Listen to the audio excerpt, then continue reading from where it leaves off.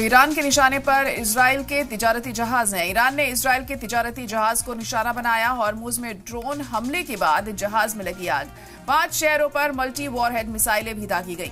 तो बड़ी खबर इस वक्त आपको बता रहे हैं कि ईरान के जरिए जो हमले हैं वो जारी हैं। तिजारती जहाजों पर हमले हो रहे हैं। वहीं ईरानी फौजियों ने हमले से पहले ड्रोन को दी सलामी देने के बाद ड्रोन को किया लॉन्च। अमेरिकी फौजी अड्डे की ओर ड्रोन को लॉन्च किया गया।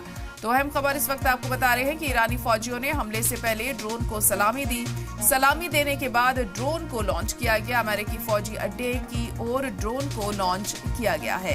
तो अहम खबर इस वक्त, ईरानी फौज ने हमले से पहले ड्रोन को सलामी दी। सलामी देने के बाद ड्रोन को लॉन्च किया। तो ड्रोन्स और मिसाइलों से हमले एक के बाद एक ताबड़तोड़ अंदाज में किए जा रहे हैं ईरान की तरफ से इजराइल पर, अमेरिका पर। और हमले से पहले ड्रोन को सलामी दी गई। तस्वीर आप इस वक्त देख सकते हैं। और सलामी देने के बाद इस ड्रोन को लॉन्च किया गया है मकसद पूरा करने के लिए।